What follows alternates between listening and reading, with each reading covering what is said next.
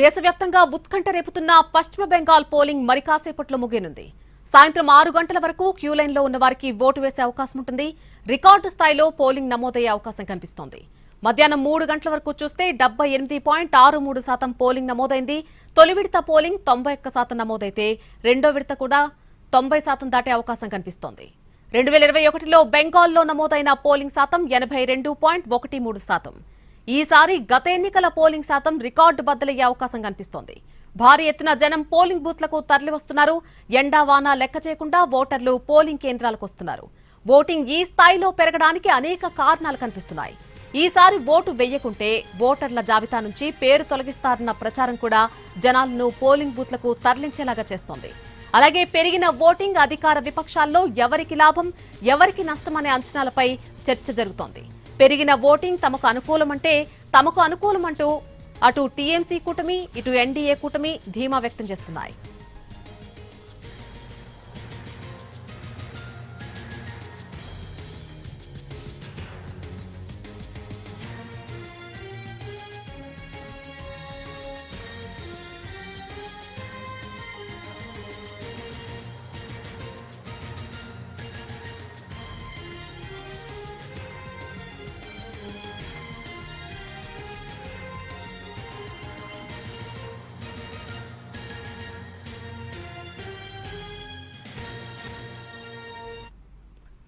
దేశవ్యాప్తంగా ఉత్కంఠ రేపుతున్నటువంటి పశ్చిమ బెంగాల్ పోలింగ్ మరి కాసేపట్లో ముగియనుంది. సాయంత్రం 6 గంటల వరకు క్యూ లైన్లో ఉన్న వారికి ఓటు వేసే అవకాశం ఉంటుంది.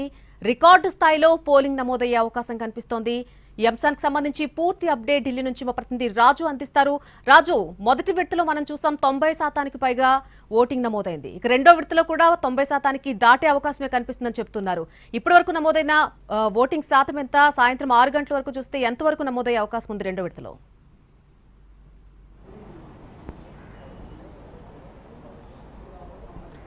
ఎస్ నళిని, నిజంగా దేశవ్యాప్తంగా ఉన్నటువంటి ప్రజలు, దాంతోపాటు రాజకీయ నాయకులు, విశ్లేషకులు కూడా ఎంతో ఉత్కంఠగా ఎదురు చూస్తున్నారు. ఏం జరగబోతుంది బెంగాల్లో, ఈసారి బెంగాల్లో ఎవరు ప్రభుత్వాన్ని ఏర్పాటు చేయబోతున్నారనే దాని మీద ఎంతో ఉత్కంఠనైతే కనిపిస్తుంది. ఇందుకోసం ఈరోజు బెంగాల్లో జరుగుతున్నటువంటి రెండో దశ పోలింగ్ ప్రక్రియను కూడా ప్రతి ఒక్కరూ దాన్ని పరిశీలిస్తున్నారు. అంటే మొదటి దశలోనే 93% పైగా పోలింగ్ నమోదైనటువంటి పరిస్థితి కనిపించింది.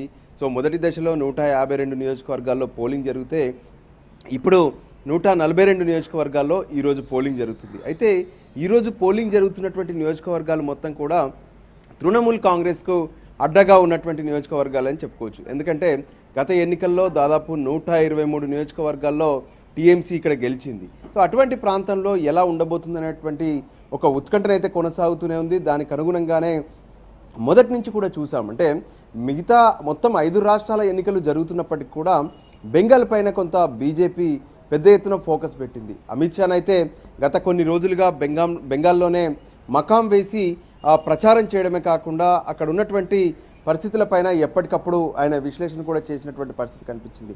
దానికి అనుగుణంగానే ప్రస్తుతం ముఖ్యమంత్రిగా ఉన్నటువంటి మమతా బెనర్జీ సైతం పెద్ద ఎత్తున ప్రచారాల్లో పాల్గొనడమే కాకుండా ఈసారి కూడా అంటే ఈ 3 సార్లు అధికారంలోకి వచ్చినటువంటి మమతా బెనర్జీ మరోసారి అధికారంలోకి రావడానికి కూడా పూర్తి స్థాయిలో సన్నద్ధమైనటువంటి పరిస్థితి కనిపించింది. అందుకోసం కావాల్సినటువంటి కసరత్తు కూడా చేశారు. అయితే బీజేపీ మాత్రం ఈసారి ఎలాగైనా సరే బెంగాల్ను చేజిక్కించుకోవాలనేటువంటి ఒక ఆలోచనతో దానికి అనుగుణంగానే పెద్ద ఎత్తున ఒక కసరత్తు కూడా చేసినటువంటి పరిస్థితి కనిపిస్తుంది. ఎందుకంటే ప్రత్యేకంగా మహిళా రిజర్వేషన్లకు సంబంధించినటువంటి వ్యవహారం పైన కూడా పెద్ద ఎత్తున బెంగాల్ ప్రచారంలో ప్రధానమంత్రి నరేంద్ర మోడీతో పాటు కేంద్ర హోంశాఖ మంత్రి అమిత్ షా కూడా ప్రచారం చేసినటువంటి పరిస్థితి కనిపించింది. దాంతోపాటు మహిళా నేతలతో పెద్ద ఎత్తున ప్రచారం చేయించారు. మరోవైపు ఏ విధంగానైతే ఎస్ఐఆర్ పేరుతో జరిగినటువంటి ఈ ఓట్ల తొలగింపు ప్రక్రియలో కూడా ఏ విధంగానైతే బంగ్లాదేశ్కు సంబంధించినటువంటి ఓటర్లు పెద్ద ఎత్తున బెంగాల్లో ఒకవైపు వచ్చి వాళ్ళందరూ కూడా తమకు సంబంధించినటువంటి ఓట్లు ఇక్కడ నమోదు చేసుకున్నారంటూ కూడా పెద్ద ఎత్తున వాళ్ళ ఓట్లు ఏ విధంగానైతే డిలీట్ చేసినటువంటి పరిస్థితి కనిపించింది. దానికి అనుగుణంగానే ఈరోజు జరుగుతున్నటువంటి ఈ తొలి విడత తర్వాత ఈరోజు రెండో విడత జరుగుతున్నాయి. ఇదే చివరి విడతగా కూడా చెప్పుకోవచ్చు. సో సాయంత్రం 6 గంటల తర్వాత అంటే దాదాపు 6:30 నుంచి ఇక ఎగ్జిట్ పోల్స్ కూడా వచ్చే అవకాశం స్పష్టంగా కనిపిస్తుంది. ఈరోజు జరుగుతున్నటువంటి దాంట్లో ప్రధానంగా భవానీపూర్ నుంచి ముఖ్యమంత్రి మమతా బెనర్జీతో పాటు సువేందు అధికారి కూడా ఇక్కడ బీజేపీ నుంచి పోటీ చేస్తున్నారు. దానికి అనుగుణంగానే అంటే వాస్తవానికి సువేందు అధికారి నందిగ్రామ్ నుంచి కూడా పోటీ చేస్తున్నారు. మరోవైపు ఇక్కడ మమతా బెనర్జీ పైన మళ్ళీ ఇక్కడ కూడా పోటీ చేస్తున్నారు. సో దానికి అనుగుణంగా భవానీపూర్లో ఉదయం నుంచి కూడా మమతా బెనర్జీ స్వయంగా బయటికి వచ్చి తను పోలింగ్ కేంద్రాల వద్ద పరిశీలిస్తున్నటువంటి పరిస్థితులు కూడా కనిపించాయి. మరోవైపు ఎన్నో చోట్ల కూడా కొన్ని చిన్న చిన్న హింసాత్మక ఘటనలు కూడా కనిపించాయి. కానీ పెద్ద ఎత్తున సిఆర్పిఎఫ్ బలగాలు మోహరించి ఉండడం, ఎక్కడికక్కడ ఎటువంటి ఘటనలు జరిగినా వెంటనే వాటిని అణిచివేసేటటువంటి ప్రయత్నాలు కూడా చేశారు. కొన్ని చోట్ల తృణమూల్ కాంగ్రెస్ నేతలను పైన జరిగినటువంటి దాడులు కావచ్చు, కొన్ని చోట్ల బీజేపీ నేతలపైన జరిగినటువంటి దాడులు వెంటనే పోలీసులు వాళ్ళని అదుపులోకి తీసుకొని వాళ్ళందరినీ ఇప్పటికే పోలీస్ స్టేషన్లకు కూడా తరలించినటువంటి పరిస్థితి కనిపిస్తుంది. ముఖ్యంగా కొన్ని ప్రాంతాల్లో ఏ విధంగానైతే ఘర్షణ చోటు చేసుకున్నటువంటి ప్రాంతాలు కాకుండా ఒక పోలింగ్ బూత్లో ఏకంగా బీజేపీకి సంబంధించినటువంటి గుర్తు కనిపించకుండా స్టిక్కర్ అంటించింది కూడా వెలుగులోకి వచ్చింది. దానిపైన ఇప్పటికే ఎన్నికల అధికారులు ప్రత్యేకంగా పరిశీలించారు. ఏం జరిగింది ఏంటి అనే దాని మీద కూడా దానికి సంబంధించినటువంటి విచారణ కొనసాగుతున్నది. మరోవైపు ఏ విధంగానైతే బెంగాల్ వ్యాప్తంగా నెలకొన్నటువంటి ఒక టెన్షన్ వాతావరణం అయితే కనిపిస్తుంది. అంటే ఈసారి జరిగినటువంటి ప్రచారంలో మమతా బెనర్జీ దాంతోపాటు టీఎంసీ నేతలందరూ కూడా చేసింది లోకల్, అంటే ఏ విధంగానైతే బెంగాల్ ప్రజలు గత కొంతకాలంగా జరుగుతున్నటువంటి అభివృద్ధికి సంబంధించినటువంటి విషయంలో మళ్ళీ పట్టం కట్టాలంటూ ప్రజల్లోకి వెళ్ళినటువంటి పరిస్థితి కనిపించింది. అంతేకాదు ప్రత్యేకంగా బెంగాల్ అంటూ ఒక ప్రత్యేకమైనటువంటి రాష్ట్రంగా ఉంది, దాన్ని కాపాడుకోవాల్సినటువంటి అవసరం ఉంది, దీన్ని తీసుకెళ్లి ఢిల్లీ చేతిలో పెట్టొద్దంటూ కూడా ప్రచారం చేసినటువంటి పరిస్థితి కనిపించింది. కానీ బీజేపీ మాత్రం దేశంలో అన్ని రాష్ట్రాలతో పోలిస్తే పెద్ద ఎత్తున బెంగాల్లో మాత్రం జరుగుతున్నటువంటి అరాచకాలు కావచ్చు, దాంతోపాటు ప్రభుత్వం చేస్తున్నటువంటి కరప్షన్, మరోవైపు పక్క దేశమైనటువంటి బంగ్లాదేశ్ నుంచి వస్తున్నటువంటి దొంగ ఓటర్లు లేదంటే చొరబాటుదారులు, వీటన్నిటిని కూడా అరికట్టాలంటే బీజేపీ ప్రభుత్వంతోనే సాధ్యం అంటూ కూడా పెద్ద ఎత్తున ప్రచారం చేసినటువంటి పరిస్థితి కనిపించింది. ఇక మరోవైపు ఇక్కడ లెఫ్ట్ పార్టీస్ దాంతోపాటు కాంగ్రెస్ కూడా పోటీ చేసినప్పటికీ వాళ్ళ ప్రభావం అంతగా కనిపించలేదు. సో ముఖాముఖి పోటీలో ప్రధానంగా టీఎంసీ వర్సెస్ బీజేపీనే కనిపిస్తుంది. అది కూడా ఎలా ఉండబోతుంది, ఏంది, ఓటర్లు ఎటువైపు మొగ్గు చూపబోతున్నారు అనేది కూడా మరికొద్ది సేపట్లో తేలనుంది. సో ఇప్పటి వరకు అంటే ఏ విధంగానైతే దాదాపు 78% కూడా ఇప్పటికే పోలింగ్ శాతం చేరుకున్నటువంటి పరిస్థితి కనిపిస్తుంది. సో ఇంకా క్యూ లైన్లలో ఓటర్లు ఉన్నారు. సో వీటన్నిటిని చూస్తుంటే కూడా మొదటి దశలో ఏ విధంగానైతే పోలింగ్ నమోదైందో అదే స్థాయిలో ఈసారి కూడా అంటే రెండో దశలో కూడా పోలింగ్ నమోదయ్యే అవకాశాలు కనిపిస్తున్నాయి. సో పెద్ద ఎత్తున పెరుగుతున్నటువంటి ఈ పోలింగ్ శాతం ఎవరికి కలిసి రానుందనేది కూడా ఎగ్జిట్ పోల్స్ ద్వారా మరింత స్పష్టత వచ్చే అవకాశం అయితే కనిపిస్తూనే ఉంది. సో ఏదేమైనా ఈరోజు జరుగుతున్నటువంటి బెంగాల్ ఎన్నికల్లో కొంత హోరాహోరీ సిచ్యువేషన్ అయితే స్పష్టంగా కనిపిస్తుంది. అయితే రాజు, ఓవరాల్ గా చూసినట్టయితే వెస్ట్ బెంగాల్ ప్రజల వైఖరి ఏ విధంగా ఉంది? ఒకవైపు ఎస్ఐఆర్ పేరుతో ఓట్ల గోల్మాల్ చేశారని దీదీ ఆరోపిస్తుంటే, మరొక వైపు బీజేపీ గట్టిగా చెప్తోంది చొరబాటుదారులను దీదీ పెంచి పోషిస్తున్నారు, చాలా ఎంకరేజ్ చేస్తున్నారు, మేం గనక అధికారంలోకి వస్తే ఈ చొరబాటుదారులు అనే వర్డ్ కూడా కనిపించకుండా రాష్ట్రం నుంచి తరిమేస్తామని చెప్తున్నారు. సో ఇన్ని ఆరోపణలు ప్రత్యారోపణలు చేసుకుంటూ ఉన్నారు. ఈ నేపథ్యంలో ఈ పెరిగిన ఓటింగ్ శాతం అసలు ఎవరికి కలిసి వచ్చే అవకాశం కనిపిస్తోంది?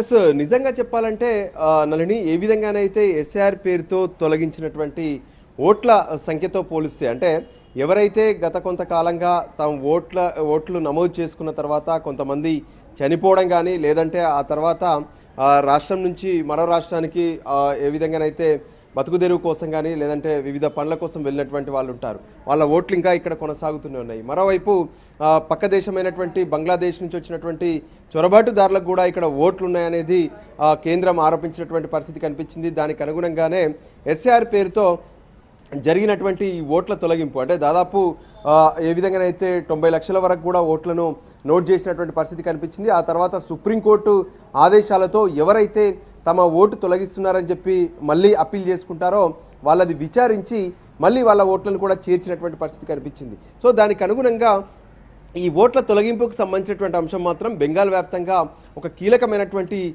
అంశంగా మారింది, ఒక ఎజెండాగా కూడా మారింది ఎన్నికల్లో. అయితే ఇది రెండు వర్గాలకు సంబంధించి అటు టీఎంసీ మాత్రం ఎవరైతే బెంగాల్లో ఉన్నటువంటి ప్రజలు ఉన్నారో వాళ్ళందరి అభివృద్ధి కోసం ప్రయత్నం చేస్తున్నాము, మహిళల అభ్యున్నతి కోసం చేస్తున్నటువంటి ప్రయత్నాలు కావచ్చు, వీటన్నిటిని కూడా ప్రజలు పరిశీలించాల్సినటువంటి అవసరం ఉంది.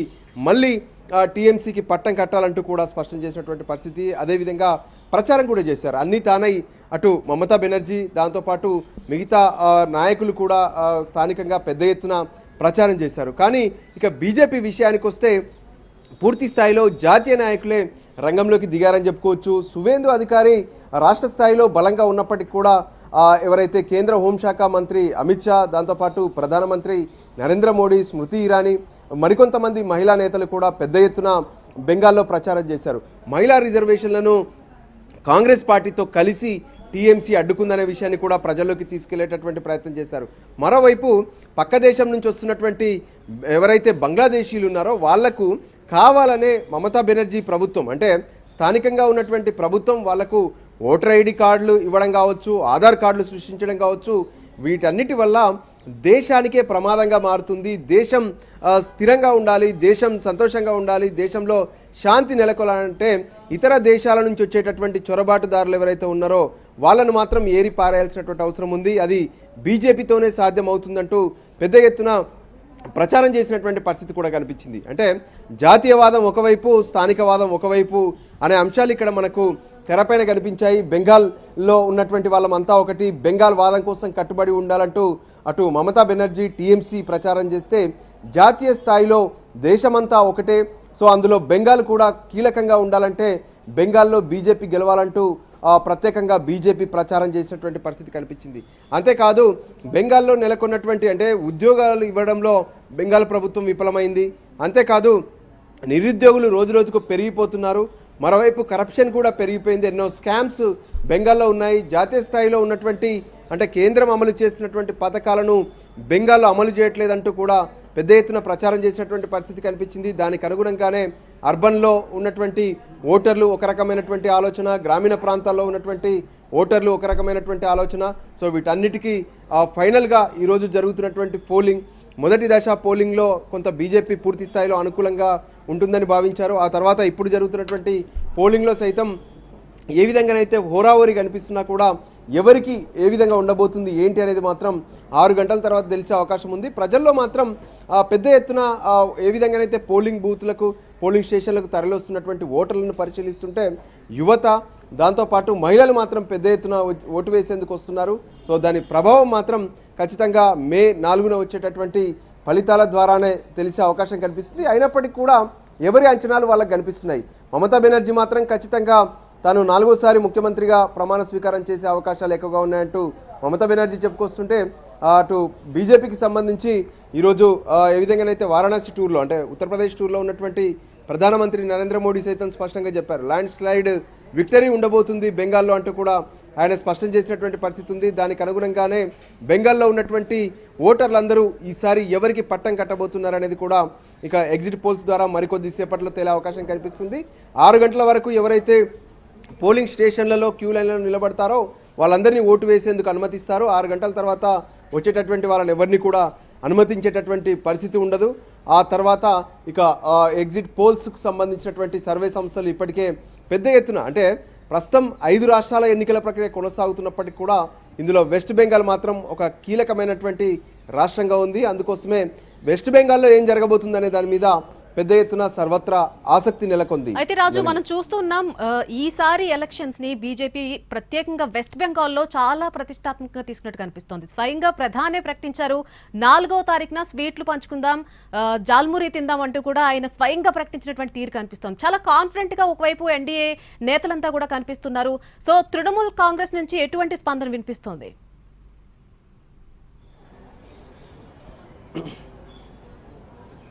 ఎస్, అంటే తృణమూల్ కాంగ్రెస్ మొదటి నుంచి కూడా ఒకటే చెప్పుకొస్తుంది. సో ఏ విధంగానైతే, అంటే మేము బీజేపీని పూర్తిగా వ్యతిరేకిస్తున్నాం, బీజేపీ తీసుకున్నటువంటి నిర్ణయాలను కూడా వ్యతిరేకిస్తూ వస్తున్నాం. అంతేకాదు బీజేపీ అంటే ఏ విధంగానైతే స్థానికంగా ఉండేటటువంటి, అంటే బెంగాల్లో కొన్ని ప్రాంతాల్లో పెద్ద ఎత్తున ముస్లిం ఓటర్స్ కూడా ఉన్నారు. వాళ్ళ ఓట్లు కూడా ఈసారి ఎన్నికల్లో చాలా కీలకంగా ఉండబోతున్నాయి. ఎందుకంటే వాళ్ళందరినీ కూడా కలుపుకుపోయేది టీఎంసీ మాత్రమే. అంతేకాదు ప్రతిపక్ష పార్టీలుగా ఏ రాష్ట్రంలో కూడా ఉండొద్దనేటువంటి ఆలోచనతో బీజేపీ వ్యవహరిస్తుంది. అందులో భాగంగానే కావాలని టీఎంసీ పైన పెద్ద ఎత్తున విమర్శలు చేస్తూ వస్తున్నారు. అయినప్పటికీ కూడా మమతా బెనర్జీ అంటే ఏ విధంగానైతే ఒక మహిళగా ఉండి కూడా రాష్ట్రాన్ని అభివృద్ధి పథంలో తీసుకొచ్చేందుకు తాను గత 3 టర్మ్స్లో కూడా పెద్ద ఎత్తున ప్రయత్నాలు చేస్తున్నారు. ముఖ్యంగా మహిళల అభ్యున్నతి కోసం మమతా బెనర్జీ చేస్తున్నటువంటి ప్రయత్నాలు అన్నీ ఇన్ని కావు. అంతేకాదు ఉద్యోగాల కల్పనలో కావచ్చు, పరిశ్రమలను తీసుకురావడంలో కావచ్చు, వీటన్నిటి విషయంలో కూడా మమతా బెనర్జీ పెద్ద ఎత్తున ప్రయత్నం చేస్తుంది. అందుకోసమే ఈసారి కూడా మహిళలు టీఎంసీ వైపే మొగ్గు చూపుతారంటూ ఒక మహిళలే కాదు మిగతా అందరూ కూడా ఓటర్లందరూ కూడా తమకే కలిసి వస్తుందనేటువంటి ఆలోచనలో టీఎంసీ కనిపిస్తుంది. కానీ బీజేపీ మాత్రం ఈసారి చాలా ప్రతిష్టాత్మకంగా తీసుకుంది. ప్రస్తుతం జరుగుతున్నటువంటి 5 రాష్ట్రాల ఎన్నికల్లో ఎలాగైనా సరే వెస్ట్ బెంగాల్లో మాత్రం ఖచ్చితంగా పాగా వేయాలనుకుంటుంది. ఎందుకంటే ఏ విధంగానైతే ఎన్నో ఏళ్లుగా ప్రయత్నాలు చేస్తూనే వస్తున్నారు. అయినప్పటికీ కూడా బెంగాల్ కైవసం చేసుకోవడంలో మాత్రం అంత సులువుగా ఉన్నటువంటి పరిస్థితి లేదు. ఎందుకంటే వరుసగా 3 సార్లు ఒకరే ముఖ్యమంత్రిగా ఉండడం, అంతకుముందు కూడా వామపక్షాలకు సంబంధించినటువంటి ప్రభుత్వం బెంగాల్లో కొనసాగింది. సో ఈ నేపథ్యంలో ఇకనైనా అంటే కొంత 3 సార్లు కంటిన్యూగా ఉండడం వల్ల ప్రభుత్వం పైన వ్యతిరేకత అనేది ప్రజల్లో ఉంటుంది. దాన్ని క్యాచ్ చేసుకోవాలనుకుంటున్నారు.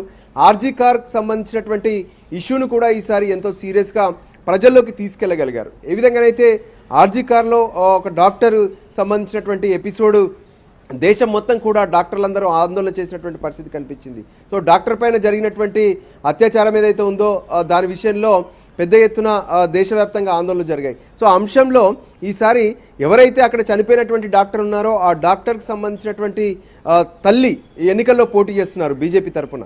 సో ఆమె విషయంలో కూడా పెద్ద ఎత్తున ప్రచారం చేసినటువంటి పరిస్థితి ఉంది. దానికి అనుగుణంగానే బీజేపీ పక్కగా లెక్కలు వేస్తుంది. ఖచ్చితంగా ఈసారి బెంగాల్ను కైవసం చేసుకోబోతున్నాం. బెంగాల్కి సంబంధించినటువంటి ప్రజలంతా కూడా ఖచ్చితంగా ఎన్డీఏ ప్రభుత్వానికి మద్దతు పలకబోతున్నారంటూ కూడా స్వయంగా ప్రధానమంత్రి నరేంద్ర మోడీ స్పష్టం చేసినటువంటి పరిస్థితి కనిపించింది.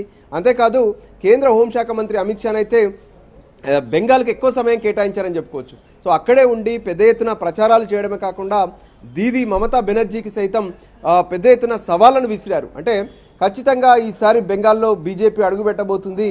సో ఎవరైతే ఇప్పటి వరకు బెంగాల్లో ఉన్నటువంటి ఔటర్స్ ఎవరైతే ఉన్నారో, చొరబాటుదారులు ఎవరైతే ఉన్నారో వాళ్ళను ఏరి పారేస్తామంటూ కూడా ఆయన స్పష్టం చేసినటువంటి పరిస్థితి ఉంది. స్థానికులకు భరోసా ఇస్తాం, పరిశ్రమలు తీసుకొస్తాం, ఉద్యోగాలు కల్పిస్తాం, మహిళలకు సంక్షేమ పథకాలు అమలు చేస్తామంటూ కూడా స్పష్టం చేసినటువంటి పరిస్థితి ఉంది. దానికి అనుగుణంగానే ఓటర్లను ఆకర్షించేందుకు తమ వైపు ఇరు పార్టీలు కూడా టీఎంసీ బీజేపీలు పెద్ద ఎత్తున ప్రయత్నాలు అయితే చేశాయి. దానికి అనుగుణంగానే ఓటింగ్ సరళి పెరగడం పైన కూడా ఇప్పటికే విశ్లేషణలు మొదలయ్యాయి. పెరిగినటువంటి సరళి అది ప్రభుత్వానికి వ్యతిరేక ఓటు అవుతుందా, లేదంటే ఏ విధంగానైతే ఇటు ప్రతిపక్ష పార్టీగా ఇప్పటి వరకు ఉన్నటువంటి బీజేపీకి మేలు చేస్తుందా, నష్టం చేస్తుందా అనేటువంటి అంచనాలు అయితే కొనసాగుతున్నాయి. ప్రస్తుతం పెద్ద ఎత్తున ఇంకా ఓటర్లు అయితే క్యూ లైన్లలో కొనసాగుతూనే ఉన్నారు. నళిని.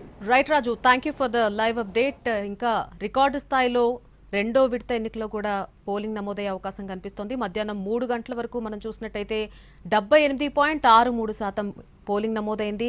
ఇక తొలి విడత పోలింగ్ 91% నమోదైతే 2వ విడత కూడా 90% దాటే అవకాశం ఉన్నట్టుగా చెప్తున్నారు.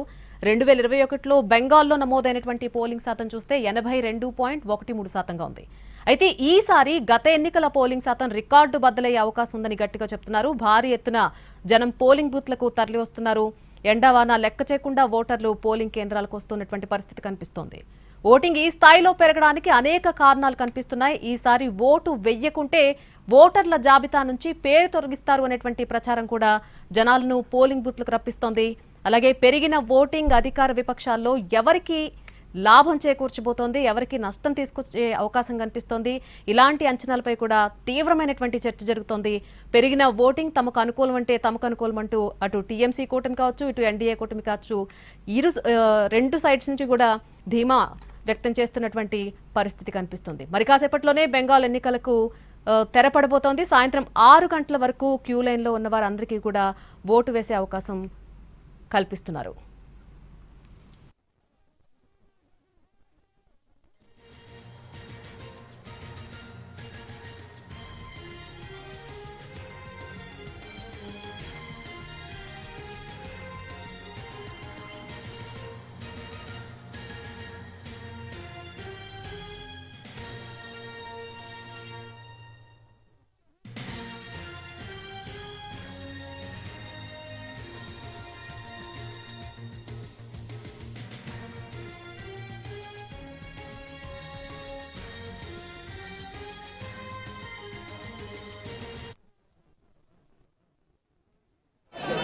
Even here, they don't spare the women and child also. There was lathi charge outside the polling booth also. There are so many. There are so many. দিদি আমার ফেমে ঢুকছে তো Number one, they are going. আমি আটকে গেছি দিদি চুপ Number two, from yesterday night they started atrocities and they arrested so many of us. Though there is a check, it is a contempt of court. We have sent our notices to the concerned authority. But I have never seen this type of democracy. But instead of that, I am saying they have debuted the press media that whatever তারা যেটা বলবে সেটা প্রেসকে দেখাতে হবে যে BJP service. আমি বলছি no, 50 years and Trinamool is winning, একদম জিত। এবং যারা ভোট করবে প্লিজ, বিভিন্ন জায়গা থেকে এবং অনেক পুলিশ অফিসার নিয়ে আসা হয়েছে যারা বাংলাকে বোঝে না। যেমন গতকাল রাত্রে যে অত্যাচার করেছে সারা বাংলা জুড়ে, আমি কিন্তু সারা রাত জেগেছিলাম এবং অবজারভাররা থানায় গিয়ে গিয়ে প্রেসার ক্রিয়েট করছে শুধু আমাদের পার্টিকে টার্গেট করে যে সব তৃণমূল কংগ্রেসের এজেন্টকে গ্রেপ্তার করো। ব্লক প্রেসিডেন্ট, আমার ইউথের ব্লক প্রেসিডেন্টকে সকালেও অ্যারেস্ট করেছিল, আমাকে যার জন্য চেতলায় যেতে হয়েছিল, থানায় আমি যাইনি। বিভিন্ন জায়গা থেকে এবং অনেক পুলিশ অফিসার নিয়ে আসা হয়েছে যারা বাংলাকে বোঝে না। যেমন গতকাল রাত্রে যে অত্যাচার করেছে সারা বাংলা জুড়ে, আমি কিন্তু সারা রাত জেগেছিলাম এবং অবজারভাররা থানায় গিয়ে গিয়ে প্রেসার ক্রিয়েট করছে শুধু আমাদের পার্টিকে টার্গেট করে যে সব তৃণমূল কংগ্রেসের এজেন্টকে গ্রেপ্তার করো। ব্লক প্রেসিডেন্ট, আমার ইউথের ব্লক প্রেসিডেন্টকে সকালেও অ্যারেস্ট করেছিল, আমাকে যার জন্য চেতলায় যেতে হয়েছিল, থানায় আমি যাইনি। বিভিন্ন জায়গা থেকে এবং অনেক পুলিশ অফিসার নিয়ে আসা হয়েছে যারা বাংলাকে বোঝে না।